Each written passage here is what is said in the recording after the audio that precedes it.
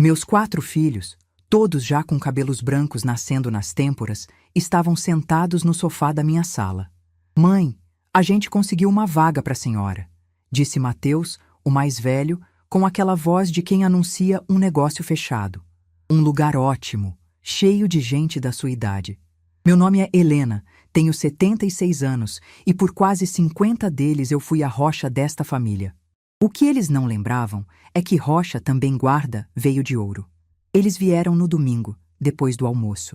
Um horário estratégico, quando o sol da tarde entra pela janela da cozinha e deixa tudo com uma cor de mel, uma cor de paz. Trouxeram um bolo de padaria, desses que vêm em caixa de plástico. Coloquei na minha louça de sobremesa a que Bento, meu falecido marido, me deu no nosso 10º aniversário de casamento. Servi com café fresco, coado no pano. Eles comeram, elogiaram o café, falaram do tempo, do trânsito, das dores nas costas do Daniel, da promoção da Isadora, da escola nova dos filhos do Tiago. Falaram de tudo, menos do que importava. Eu só ouvia, sentada na minha poltrona de balanço, a mesma em que ninara cada um deles. O silêncio caiu quando o último pedaço de bolo foi comido. Foi Mateus quem limpou a garganta. Ele sempre foi o porta-voz, o que tinha coragem de dar as notícias ruins.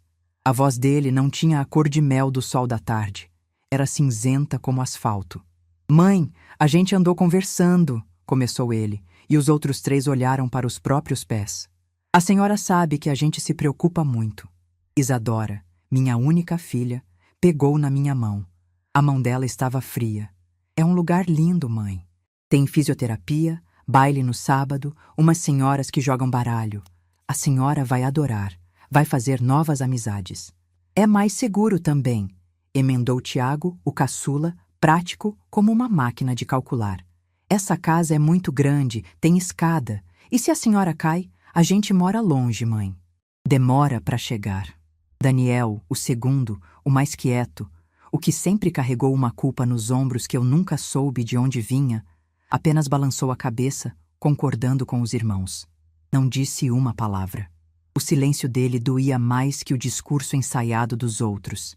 Eu olhei para cada um deles. Vi o menino que ralei o joelho e soprei para sarar, o que teve febre de 40 graus e eu passei a noite com pano molhado na testa dele. A menina que ajudei a costurar o primeiro vestido de boneca, o bebê que não dormia se não fosse no meu colo. Agora, eles eram 4 estranhos, com olhos de adultos cansados, me despachando com a mesma eficiência com que se cancela uma assinatura de jornal. Tá bom, eu disse. A sala ficou ainda mais silenciosa. Acho que eles esperavam lágrimas, um escândalo, uma súplica. Esperavam a mãe sentimental que sempre chorava em comercial de margarina. Mas aquela mãe tinha ficado em algum lugar do passado. Tá bom? Repetiu Isadora surpresa. Sim, se vocês acham que é o melhor, então tá bom. Levantei-me, recolhi os pratinhos de sobremesa e levei para a cozinha. Minhas mãos não tremiam. Ouvi o cochicho deles na sala. Foi mais fácil do que eu pensei, disse a voz do Tiago. Ela entendeu que é pro bem dela, respondeu Mateus. Eles não entenderam nada. Enquanto a água da torneira corria sobre a louça, minha cabeça viajou para 30 anos atrás. Bento estava no telhado, trocando uma telha quebrada depois de um temporal. Eu estava aqui embaixo, no quintal, segurando a escada. Ele desceu sujo de poeira, com um sorriso que iluminava o rosto cansado. Ele me abraçou e disse: Essa casa, Helena, ela não é só tijolo e cimento. Cada concerto, cada pintura, cada prego que a gente bate aqui é uma promessa. É o nosso porto seguro. Quero que seja o porto dos nossos filhos e dos filhos deles. Não deixa nunca que eles olhem para isso aqui e vejam só um terreno, um valor em dinheiro. Isso aqui é a nossa história. Eu prometi. Lavei o último pires, sequei as mãos no pano de prato e voltei para a sala. Eles já estavam de pé, prontos para ir embora. A gente vem te buscar na quarta-feira, mãe, às 9 da manhã, disse Mateus, já com a chave do carro na mão. Dá tempo de arrumar uma mala com calma. Leva só o essencial, mãe, aconselhou Isadora, me dando um beijo no rosto. O beijo foi rápido, quase sem tocar na pele. Lá tem tudo novo, para a senhora não ter trabalho. O essencial. Que palavra curiosa. O que era essencial para eles, eu me perguntei. Roupas, remédios, documentos. O que era essencial para mim estava impregnado nas paredes daquela casa. Eu sorri para eles. Um sorriso calmo, que não vinha dos lábios, mas de um lugar fundo e quieto dentro de mim. Pode deixar, minha filha. Vou levar só o essencial. Acompanhei-os até a porta. Um por um, eles me abraçaram. Abraços frouxos de quem está com pressa.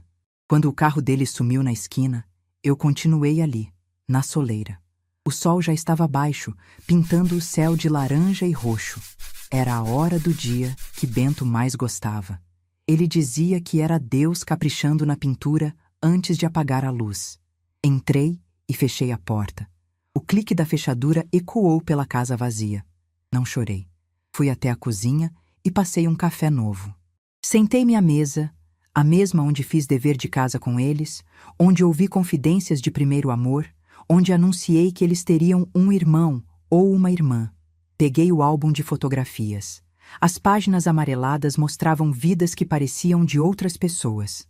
Bebês de bochechas rosadas, crianças de uniforme escolar, adolescentes desengonçados em festas de aniversário. Em todas as fotos, eu e Bento estávamos lá, um pouco mais jovens, um pouco menos cansados, sempre sorrindo. Fechei o álbum. A decisão já estava tomada. Não ali, naquele momento, mas há muito tempo, numa conversa silenciosa que eu tive comigo mesma no dia em que enterrei meu marido. Subi as escadas devagar. Cada degrau rangia como uma lembrança. Entrei no quarto que foi de Mateus e Daniel, depois no de Isadora, e por último no de Tiago.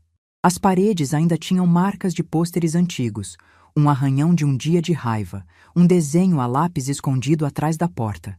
Eram quartos de hóspedes agora, arrumados e impessoais. Mas para mim ainda cheiravam à infância. No meu quarto, abri o guarda-roupa. O cheiro de cânfora e saudade. Do lado esquerdo, minhas roupas. Do lado direito, as de Bento, exatamente como ele deixou. Tirei uma camisa dele, uma camisa xadrez de flanela, macia pelo uso. Abracei-a com força e pela primeira vez senti o nó na garganta. Mas não deixei a lágrima cair. Respirei fundo o cheiro dele. Eles não se lembram, meu velho. Sussurrei para a camisa. Mas eu me lembro.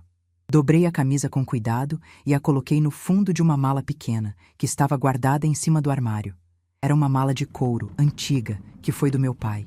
Depois da camisa, não peguei mais nenhuma roupa. Fui até minha penteadeira e abri a primeira gaveta. Lá dentro, misturados com lenços e bijuterias, estavam pequenos tesouros. A primeira mechinha de cabelo de cada um dos meus filhos, guardada em envelopes com o nome e a data. A concha que Tiago me deu da primeira vez que viu o mar. O bilhete amassado de Isadora, escrito com garrancho. Mamãe, eu te amo. O bonequinho de chumbo que Daniel não largava nem para dormir. Peguei uma pequena caixa de madeira onde eu guardava meus brincos. Esvaziei os brincos sobre a cama e, um por um, coloquei ali os pequenos envelopes, a concha, o bilhete dobrado, o bonequinho. O essencial. Fechei a caixa. Coloquei-a na mala, ao lado da camisa do meu marido. O resto da noite eu passei acordada. Não para empacotar, mas para me despedir. Andei descalça pela casa, tocando os móveis, as paredes, as cortinas que eu mesma costurei. Fui até o quintal e sentei no banco debaixo da amoreira que plantamos quando Mateus nasceu. Olhei para as estrelas. O céu estava limpo, silencioso. Uma paz estranha tomou conta de mim. Não era resignação, era clareza. Eles tinham me dado uma escolha, pensando que não era escolha nenhuma. Eles me deram as chaves da minha própria liberdade, achando que estavam me trancando.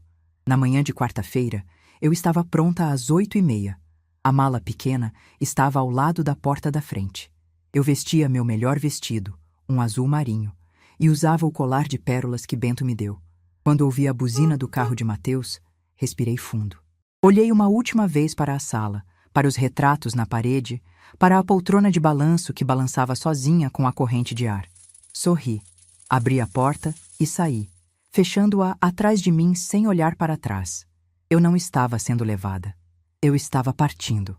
A viagem no carro de Mateus foi feita em um silêncio preenchido pela rádio, que tocava músicas antigas numa estação AM. Ele tamborilava os dedos no volante, um hábito que tinha desde os 16 anos, quando pegava o carro do pai escondido. Era um sinal de nervosismo. Eu olhava pela janela, vendo as ruas do meu bairro darem lugar a avenidas largas e impessoais.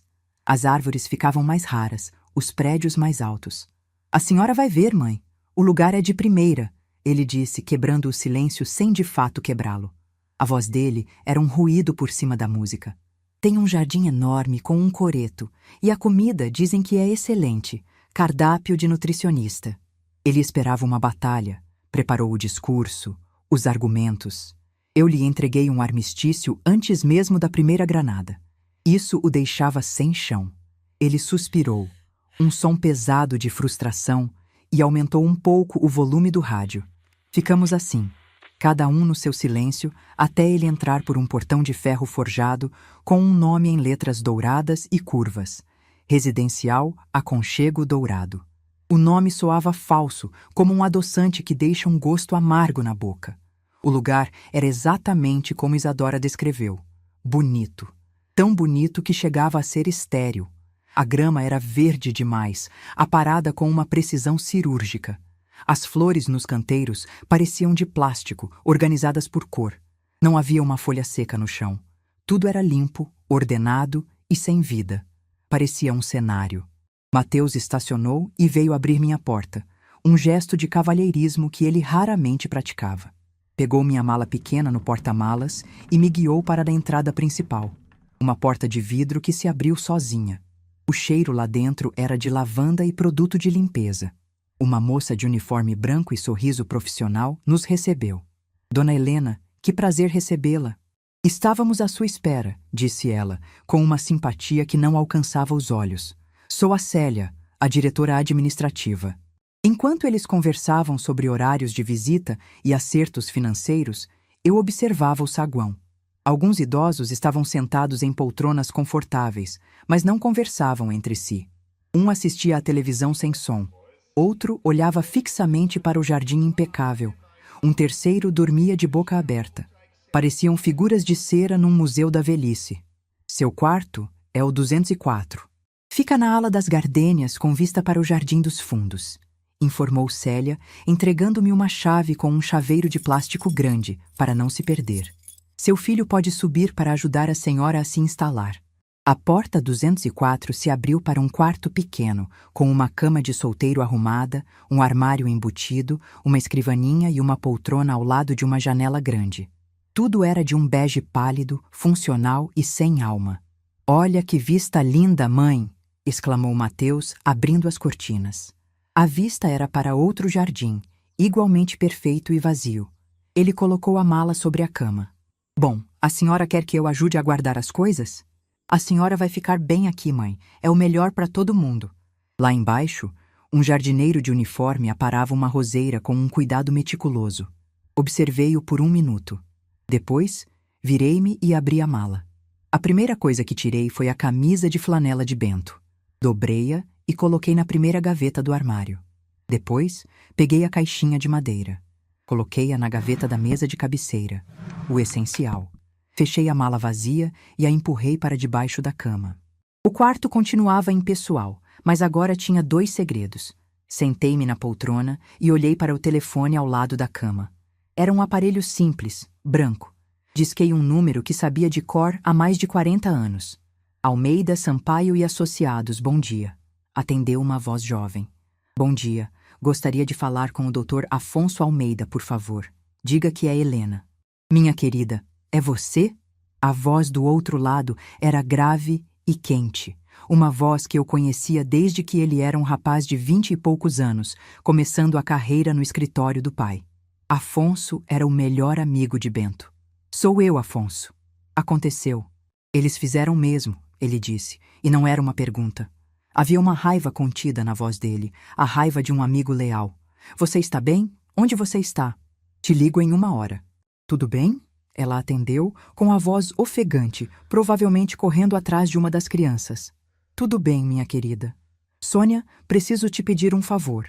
Podou as roseiras no sábado melhor que muito jardineiro. "Mas isso é um absurdo! Eles não podiam ter feito isso." Era uma noite de verão, uns 10 anos antes de Bento partir. Estávamos sentados na varanda dos fundos, tomando suco de limão. Ele tinha passado o dia no cartório, resolvendo umas pendências do inventário do pai dele. Estava pensativo. Helena, ele disse, virando o copo nas mãos. Eu vi hoje uma coisa que me deixou com uma pulga atrás da orelha. Um amigo do meu pai, o seu Jamil, os filhos colocaram ele num asilo. E no dia seguinte entraram com um pedido de interdição, dizendo que ele estava esclerosado para poder vender a casa da família. Eu não quero que isso nunca, jamais aconteça com você, com a nossa casa. Isso aqui é uma escritura de doação em vida, com cláusula de usufruto vitalício para você. A casa já é legalmente sua, desde agora, mas tem mais. Tem uma cláusula especial que o Afonso chamou de cláusula de porto seguro. Ele apontou para um parágrafo. Ela diz que, se por qualquer motivo você for retirada da casa contra a sua vontade ou se sentir que este deixou de ser seu porto seguro por ação direta dos herdeiros, você tem o direito automático, pleno e irrevogável de vender o imóvel a qualquer momento, sem precisar de autorização ou assinatura de nenhum deles. O valor da venda é exclusivamente seu. Bento, isso é... Seus filhos sabem disso? Meus filhos pensaram que tinham me tirado o meu lar, o meu mundo. Mal sabiam eles que tinham acabado de me entregar as chaves do cofre. Peguei o telefone uma última vez e disquei o número de Afonso. Almeida. Deixe comigo, ele disse, e desligou. Eu não precisava de mais nada. Coloquei o fone no gancho com um clique suave e fiquei olhando para o quarto bege. A ação estava em movimento, longe de mim, e isso me trazia uma calma que eu não sentia há anos. Uma calma de quem solta a flecha e confia na própria mira. Os primeiros dias no Aconchego Dourado passaram numa névoa de rotina forçada. Às 7, o café da manhã no grande salão com mesas redondas, onde ninguém se olhava nos olhos. Às 10, a atividade recreativa, que podia ser uma aula de pintura com aquarela aguada ou um bingo com prêmios que ninguém queria. Ao meio-dia, o almoço com cardápio de nutricionista, insosso e morno. À tarde, o período livre, que a maioria usava para dormir nas poltronas ou assistir a programas de auditório na televisão gigante e sem som do saguão. Eu participava de tudo com uma polidez distante. Na aula de pintura, pintei a amoreira do meu quintal de memória, com os galhos retorcidos e as folhas de um verde escuro e vivo que o estojo de aquarela não conseguia reproduzir. Uma senhora ao meu lado, de olhos permanentemente assustados, chamada Amélia, elogiou meu desenho. Parece uma árvore de verdade, ela disse, com a voz fininha. As daqui do jardim não têm alma. Concordei com um aceno de cabeça. Ela estava certa. As árvores do Aconchego Dourado não tinham história. Caminhava pelos jardins perfeitos todos os dias, depois do almoço. Sentia a falta da terra irregular sob meus pés, do perigo de tropeçar numa raiz exposta, do cheiro de mato molhado depois da chuva. Aqui, tudo era plano, seguro e previsível. Era um lugar feito para se esperar a morte sem sobressaltos. Mas eu não estava esperando, eu estava trabalhando. Na sexta-feira, Sônia me ligou. A voz dela era um sopro de vida real no meu mundo de silêncio asséptico. Dona Helena, o homem veio, ela disse quase num sussurro, como se contasse um segredo de estado. Um senhor muito chique, de terno e com uma pasta de couro. Doutor Moreira. Ele ficou quase 2 horas aí dentro. E o que ele achou? Perguntei, mantendo a voz baixa para não chamar a atenção da enfermeira que passava pelo corredor. Ele saiu de lá com uma cara. Sabe quando a pessoa encontra um tesouro? Ele olhava para casa, olhava para o papel na prancheta dele, balançava a cabeça. Ele me viu no portão e deu um sorriso. Sua vizinha tem uma joia aqui, ele me disse. Uma joia rara. Sorri. Bento ficaria orgulhoso. Obrigada por me avisar, Sônia. Você está sendo meus olhos e ouvidos. Imagina, dona Helena. Mas e seus filhos? Eles não apareceram mais? Devem vir no domingo, respondi. Tenha um bom fim de semana, querida. Dê um beijo nos meninos. Passei o sábado lendo um livro que encontrei na biblioteca do residencial. Um romance antigo com as páginas manchadas. Mas as palavras não me prendiam. Minha mente estava na casa, na conversa que teria no dia seguinte. Aconteceu durante o jantar do sábado. Serviram um purê de batatas tão pálido e liso que parecia cola. Enquanto eu mexia a comida no prato sem vontade, uma lembrança me pegou de surpresa. Uma memória que eu não visitava há décadas. Daniel devia ter uns 8 anos. Pegou uma pneumonia forte, daquelas que derrubam. O médico disse que o perigoso era a febre não ceder. E não cedia. Foram 3 noites em claro. Bento revezava comigo, mas na terceira noite ele estava exausto do trabalho e adormeceu na poltrona do quarto. Eu fiquei sentada na beirada da cama de Daniel, trocando as compressas de água fria na testa dele. Ele delirava, chamando por mim mesmo comigo ali do lado. A respiração era um chiado sofrido. Perto das 4 da manhã, a febre começou a subir ainda mais. O corpo dele queimava. Eu estava com medo. Um medo gelado que subia pela espinha. Fui até a cozinha, desesperada, e me lembrei de uma receita da minha avó. Um chá de sabugueiro com casca de laranja. Preparei o chá, as mãos tremendo. Voltei para o quarto e, com uma colherinha, fui dando o líquido quente na boca dele pouco a pouco. Toma, meu filho. É para te deixar forte. A mamãe tá aqui. Você vai ficar bom. Ele engolia com dificuldade. E eu continuei ali, a noite inteira, falando com ele, cantando cantigas de ninar, segurando a mãozinha quente. Quando o primeiro raio de sol entrou pela janela, a febre tinha quebrado. Ele dormia um sono profundo, tranquilo, a testa úmida de um suor curador. Bento acordou e me viu ali, na mesma posição. Ele colocou a mão no meu ombro e disse: "Você não desistiu dele, Helena. O amor de mãe é o remédio mais forte que existe." Tiago carregava uma sacola com revistas de palavras cruzadas e um pacote de biscoitos sem açúcar. Mateus e Daniel vieram de mãos vazias, com a cara de quem cumpre uma obrigação. "Oi, mãe! Como a senhora está?" perguntou Isadora, a voz excessivamente alegre. Colocou a orquídea na minha escrivaninha. "Não é linda?" Para alegrar o quarto. "É linda, filha. Obrigada." "E aí, mãe? Fez amizade com as velhinhas?" brincou Tiago, me entregando a sacola. "Ainda estou observando o terreno", respondi, e só eu sabia o duplo sentido da frase. Eles se acomodaram onde deu. Mateus sentou na poltrona, Isadora e Tiago na beirada da cama. Daniel ficou em pé, encostado na parede perto da porta, como se planejasse uma fuga rápida. O silêncio dele, de novo, era o que mais me atingia. Ele olhava para qualquer lugar, menos para mim. "O lugar é bom, né, mãe?" começou Mateus, no seu tom de vendedor. "A gente soube que ontem teve baile. A senhora foi?" "Fui dar uma olhada. A música era boa." "Viu só? A gente disse que a senhora ia gostar", disse Isadora, sorrindo. O sorriso dela não chegava aos olhos. Os olhos dela estavam cansados, com uma sombra de culpa que o sorriso não conseguia esconder. "A comida é boa?" perguntou Tiago, sempre prático. "É nutritiva." Minhas respostas curtas os deixavam desconfortáveis. Eles esperavam queixas para poderem rebater com os benefícios do lugar. Esperavam tristeza para poderem oferecer consolo e reafirmar que a decisão foi acertada. Minha serenidade era uma parede onde os argumentos deles batiam e caíam no chão. Inúteis. "A senhora parece bem", disse Mateus, um pouco desconfiado. "Eu estou bem", afirmei. E era verdade. Daniel se mexeu junto à porta. Limpou a garganta. "A gente estava pensando", ele começou, a voz rouca pelo desuso. "Sobre a casa. Tem o IPTU para pagar mês que vem. E as contas de luz, água. A gente precisa ver como organizar isso." Era a deixa. A porta que eu esperava que eles abrissem. Olhei para as minhas mãos, pousadas no meu colo. "Não se preocupem com isso." "Como não, mãe?" retrucou Tiago, franzindo a testa. "As contas não param de chegar. A gente precisa de uma chave para poder pegar as correspondências e... Eu já cuidei disso." Eu o interrompi, com a voz suave. "A Sônia está pegando as cartas para mim." "A vizinha?" perguntou Isadora. "Mãe, não é bom ficar incomodando os outros com as nossas coisas. Ela não se importa. É uma boa moça." Fiz uma pausa. O silêncio se esticou por alguns segundos.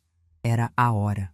"Aliás", continuei, no mesmo tom de conversa fiada, "um homem muito educado esteve lá na sexta-feira, um tal de Dr. Moreira. Ele disse que o mercado imobiliário está muito aquecido nesta época do ano." Eu levantei os olhos e encarei cada um deles. A transformação nos rostos deles foi lenta, como o amanhecer. Primeiro, a confusão. As sobrancelhas de Mateus se juntaram. A boca de Isadora se abriu um pouquinho. Depois, a incredulidade. Tiago balançou a cabeça levemente, como se não tivesse ouvido direito. E, por fim, aterrissando com o peso de uma bigorna, o entendimento. O horror. Doutor Moreira? Repetiu Tiago, e a voz dele era um fio. Da imobiliária, seu imóvel já? Esse mesmo. Um homem muito competente, me pareceu. O rosto de Mateus ficou vermelho. Mãe, o que a senhora está dizendo? Que corretor de imóveis é esse? O que o Afonso mandou? Respondi com simplicidade, como se falasse do padeiro que o Afonso indicou. O doutor Afonso? O que o advogado do pai tem a ver com isso? A voz de Mateus subiu uma oitava. Isadora me olhou, os olhos arregalados, a cor sumindo do seu rosto. Mãe, a senhora não pode estar pensando em vender a casa. A frase dela não foi uma pergunta, foi uma súplica. Eu não respondi. Apenas os observei. Observei o pânico crescendo nos olhos do meu filho mais velho, a negação no da minha filha, o cálculo rápido e desesperado nos do meu filho mais novo. Mas foi o silêncio de Daniel que me deu a resposta final. Ele finalmente olhou para mim. E nos olhos dele eu não vi raiva ou pânico financeiro. Eu vi a imagem de um menino de 8 anos, queimando de febre, segurando a mão da mãe. Eu vi a memória da promessa quebrada. Ele sabia. De todos eles, ele era o único que entendia, naquele exato momento, o que eles tinham perdido. E não era só uma casa. Mateus se levantou, as mãos na cintura. Isso é um absurdo. A senhora não pode vender a casa. Aquela casa é nossa herança. É o nosso Porto Seguro? Completei a frase para ele, a voz firme como uma rocha. A mesma rocha que eles achavam que era apenas uma pedra no caminho. Eles me olhavam, os 4, como se me vissem pela primeira vez.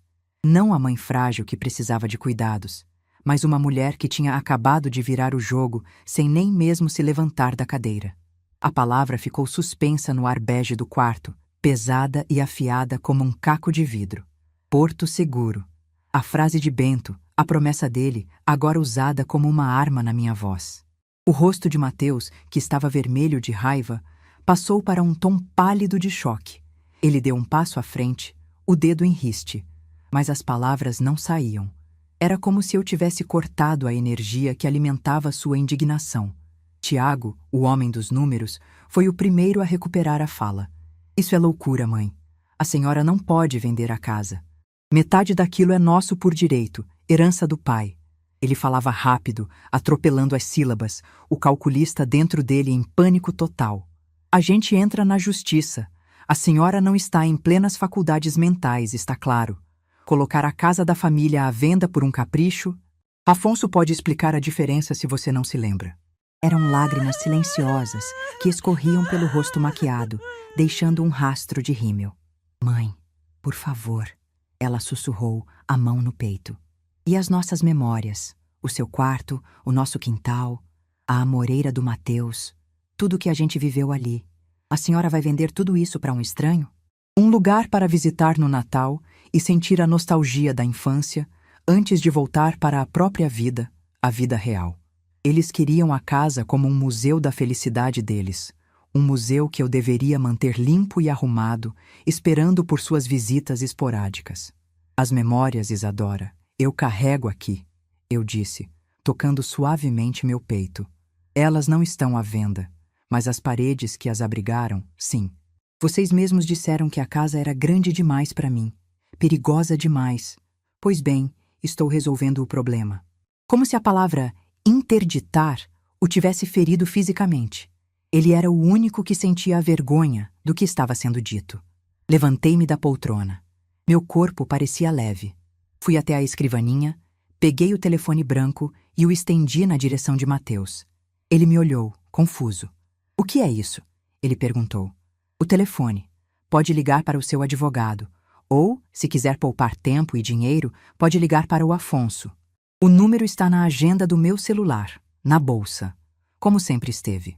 Pergunte a ele sobre a escritura. Peça para ele ler, em voz alta, a cláusula de número 7, a cláusula de Porto Seguro. Era mais fácil gritar e ameaçar do que encarar a verdade documentada. Anda, Mateus, eu insisti com uma calma que os enlouquecia. Ligue, ou você prefere continuar me acusando de esclerosada na frente dos seus irmãos? Ele colocou no viva voz um ato de desafio para que todos fossem testemunhas da sua vitória iminente. O telefone chamou 1, 2, 3 vezes. Afonso Almeida, a voz grave e familiar, preencheu o quarto bege. Doutor Afonso, aqui é o Mateus, filho da Helena. O tom dele era formal, mas carregado de uma raiva mal contida. Mateus, a que devo a honra? A voz de Afonso era perfeitamente neutra. Ele sabia exatamente por que estavam ligando. Quero saber que história é essa de colocar a casa da minha mãe à venda. O senhor não tem o direito de fazer isso. Nós somos os herdeiros e nós não autorizamos nada. Nem da dos seus irmãos. A respiração dele era pesada no viva voz. Vou ler mesmo assim, continuou Afonso, impassível. Cláusula 7. Da proteção do Porto Seguro. Fica estabelecido que o presente imóvel constitui o lar e porto seguro da donatária, Helena.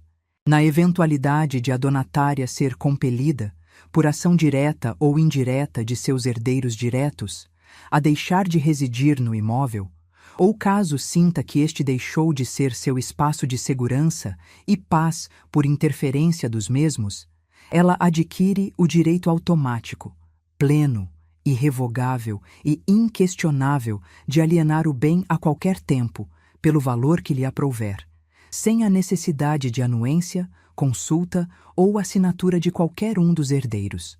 O produto da venda será de sua exclusiva propriedade. Foi um gatilho legal que seu pai, um homem muito sábio, deixou para proteger a sua mãe. Vocês deram a ela não só o direito, mas a justificativa legal para fazer exatamente o que ela está fazendo. Qualquer tentativa de interdição ou contestação judicial com base nisso será vista pelo juiz como má-fé, e eu farei questão de apresentar esta cláusula como prova. O castelo de areia da sua arrogância tinha sido varrido por uma única onda de verdade legal. Tiago sentou-se na cama, o rosto cinzento.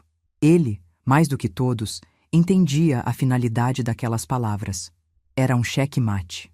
Foi então que a terceira memória veio. Não sobre a casa, nem sobre Bento, sobre eles. A memória foi acionada pelo choro baixo e contínuo de Isadora. Bento tinha morrido há 6 meses. A dor ainda era uma ferida aberta, crua.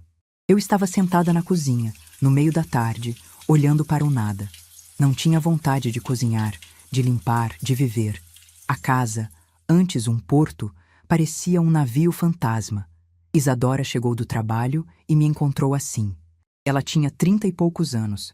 Estava no auge da carreira, mas naquele dia ela se sentou na cadeira à minha frente, pegou minhas 2 mãos entre as dela e disse, com os olhos cheios de uma sinceridade que me partiu o coração: Mãe, eu sei que está doendo, mas eu te prometo uma coisa. A senhora nunca vai ficar sozinha. Nunca. Eu, o Mateus, os meninos, a gente vai cuidar de você, como você e o pai cuidaram da gente. A senhora nunca vai ser um fardo. É uma promessa. Fardos dão trabalho. Fardos ocupam espaço.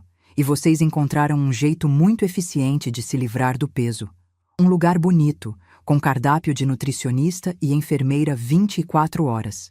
A cláusula que o Afonso leu não era sobre dinheiro ou sobre tijolos. Era sobre isso. Sobre o dia em que o cuidado de vocês se tornasse mais conveniente de ser terceirizado. Isadora chorava abertamente, o rosto entre as mãos. E Daniel, pela primeira vez, se desencostou da parede. Ele deu 2 passos para dentro do quarto. Seus olhos encontraram os meus, e neles havia um oceano de arrependimento. Ele abriu a boca para falar, mas nenhuma palavra saiu. Apenas balançou a cabeça, uma negação lenta e dolorosa. Não para mim, para ele mesmo. Mateus foi o primeiro a se mover em direção à porta. Vamos embora, ele disse, a voz um trapo. Tiago e Isadora o seguiram, como autômatos. Ninguém disse adeus. Ninguém olhou para trás. Só Daniel. Antes de sair, ele parou no batente e olhou para mim uma última vez. E naquele olhar, eu vi o menino da febre, o menino que entendia o valor do remédio que lhe tinha sido dado. e a dor de saber que ele tinha ajudado a quebrar o frasco. Então ele se foi também, fechando a porta suavemente atrás de si. Fiquei sozinha no quarto bege. O silêncio que se instalou não era mais morto. Era um silêncio de poder, de espaço reconquistado. A orquídea branca que Isadora trouxera parecia ainda mais artificial.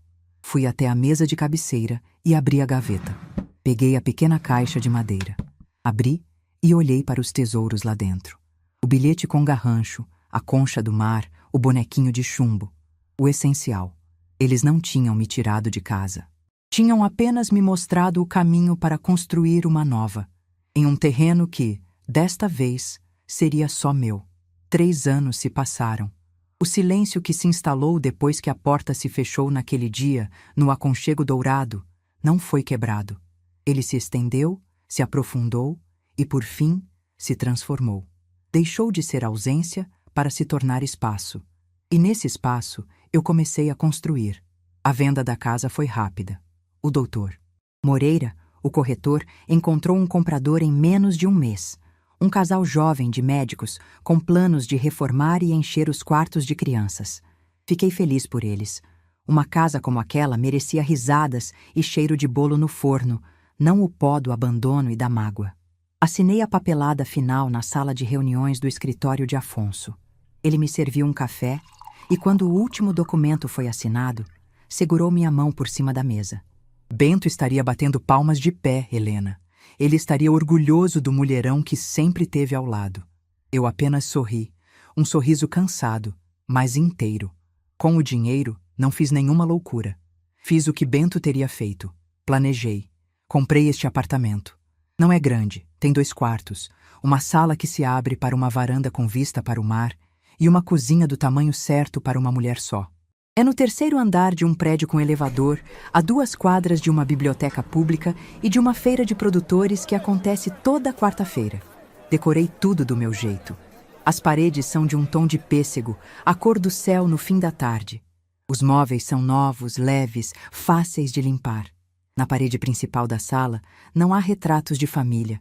Há uma única fotografia, grande, em preto e branco.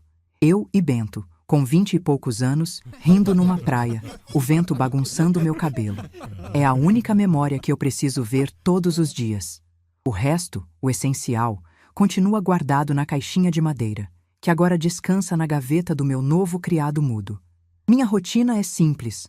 Acordo com a luz do sol, não com o sino do residencial. Tomo meu café na varanda, sentindo a maresia. Leio o jornal. Faço palavras cruzadas. As que eu compro, não as que me dão por pena. 2 vezes por semana, faço hidroginástica no clube do bairro. Fiz amizades. Há a Clarice, uma professora de história aposentada que devora livros como eu.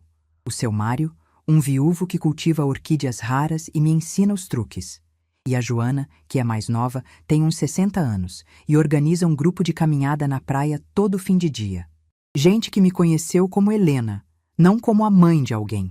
Gente que não sabe da minha história e para quem eu não devo nenhuma explicação. Sobre meus filhos, soube de coisas por Sônia, a vizinha, que me liga de vez em quando para colocar o papo em dia. Ela contou que depois da venda da casa, houve um terremoto silencioso na família. Mateus, que contava com a casa como garantia para um empréstimo grande que pretendia pegar para expandir a empresa, teve os planos frustrados. O negócio dele, que já não ia bem, encolheu. Ele teve que vender o carro importado e mudar os filhos para uma escola mais barata. Sônia disse que o viu na rua outro dia, e ele parecia 10 anos mais velho. Tiago, o calculista, foi quem mais sentiu o golpe financeiro direto. Ele já tinha feito as contas, dividido o valor do imóvel por 4, planejado uma reforma na casa dele e uma viagem para a Europa. A perda do ativo, como ele provavelmente via a casa, desestabilizou suas finanças e, segundo Sônia ouviu da prima dele numa festa, azedou de vez seu casamento. Isadora foi quem mais definhou emocionalmente. A culpa a corroeu por dentro. Ela parou de postar fotos sorridentes nas redes sociais. Emagreceu muito. Sônia me disse que a encontrou no supermercado e ela mal conseguiu sustentar o olhar. Gaguejou um oi e fugiu pelo corredor de enlatados. A promessa quebrada, a imagem da mãe carinhosa que ela ajudou a despachar, se tornou um fantasma. E Daniel? O Daniel!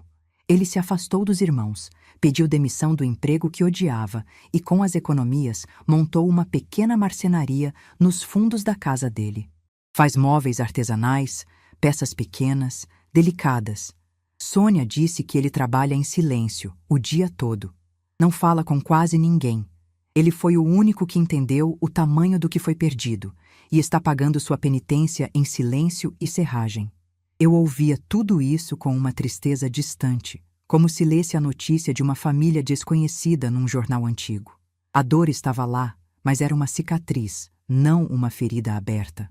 Eu os perdoei, em algum momento desses 3 anos, mas perdoar não significa abrir a porta de novo. Significa apenas parar de carregar o peso da ofensa. O interfone tocou no último domingo. Era o porteiro. Dona Helena, seus filhos estão aqui. Posso autorizar a entrada? Meu coração deu um pulo surpreso, mas não descompassado. Respirei fundo. 3 anos. Nem um telefonema de aniversário, nem um cartão de Natal. E agora, aqui, estavam eles. Pode deixar subir, seu Carlos, obrigada. Isadora estava pálida, sem maquiagem, e segurava a bolsa com as 2 mãos, com força. E Daniel estava um pouco atrás, as mãos nos bolsos, o olhar no chão. Mãe, disse Mateus, a voz baixa. A gente pode entrar? Acho que esperavam me encontrar num quartinho alugado, vivendo de forma miserável, remoendo o passado. A visão da minha paz, da minha prosperidade tranquila, pareceu desarmá-los completamente. Sentem-se, por favor, eu disse, apontando para o sofá. Aceitam um café? Fui para a cozinha, que é aberta para a sala, e eles puderam me ver moendo os grãos, esquentando a água, coando o café no pano. O mesmo ritual. Mas o cenário era outro. A dona da casa era outra. Servi o café em xícaras novas, de porcelana branca. Sentei-me na minha poltrona, de frente para eles. O silêncio era denso. Foi Tiago quem o quebrou, com a praticidade de sempre, embora agora tingida de desespero. O apartamento é muito bonito, mãe. A senhora parece bem. A situação não está fácil para ninguém, mãe, disse Mateus, finalmente admitindo. Minha empresa, eu preciso de um capital de giro, uma ajuda, um empréstimo. Eu te pago com juros, o que a senhora quiser. Mas agora não eram de culpa, eram de humilhação. Eu os escutei sem interromper. Deixei que colocassem toda a necessidade, toda a miséria que a vida lhes impôs, sobre o meu tapete novo. Quando terminaram, o silêncio voltou. O dinheiro da casa, eu comecei. E as 4 cabeças se ergueram na minha direção, cheias de uma esperança terrível. Foi um bom dinheiro. Eu o investi. Uma parte dele paga minhas contas e me permite viver com conforto e segurança. Outra parte, a maior, eu já dei um destino. Um lugar para idosos que não têm filhos que possam pagar por um aconchego dourado. É um lugar que precisa de pintura, de colchões novos, de um jardim de verdade, com árvores com alma. Fiz uma pausa e olhei para cada um deles. Está tudo em testamento, documentado, irrevogável. Que eu tinha cortado o último fio que os ligava a mim, o dinheiro. Descobriram que a rocha não só guardava um veio de ouro, como também tinha aprendido a usá-lo para construir um castelo onde eles jamais poderiam entrar. A derrota nos rostos deles foi absoluta. Não havia mais o que pedir, o que argumentar, o que ameaçar. O jogo tinha acabado há muito tempo. Eles se levantaram para ir embora. A visita não durou nem 20 minutos. Levei-os até a porta. Mateus e Tiago passaram por mim sem me olhar. Isadora sussurrou "Me perdoa, mãe", tão baixo que quase não ouvi. Eu não respondi. Daniel foi o último. Ele parou na minha frente. Pela primeira vez em anos, ele olhou nos meus olhos. E o que eu vi ali não era pedido de dinheiro, nem culpa, nem humilhação. Era só uma tristeza imensa, pura. "O cheiro do seu café ainda é o mesmo", ele disse, a voz embargada. E eu vi ali, por um segundo, o meu menino. O menino que eu salvei da febre. Apenas toquei seu braço, de leve. Um gesto. Foi tudo o que eu pude dar. Ele entendeu. Assentiu e se foi, fechando a porta atrás de si. Voltei para a minha sala. Recolhi as xícaras de café, lavei na pia. O apartamento estava silencioso de novo. Fui para a varanda. O sol estava se pondo no mar, pintando o céu de pêssego, a cor das minhas paredes. Na jardineira, um pequeno pé de manacá que eu tinha plantado há alguns meses começava a dar suas primeiras flores, brancas e roxas. Toquei uma das pétalas, macia e delicada. Eles achavam que meu mundo eram aquelas 4 paredes de tijolo, mas meu mundo nunca foi uma casa. Era o que eu construía dentro dela. E agora, eu tinha construído um só para mim.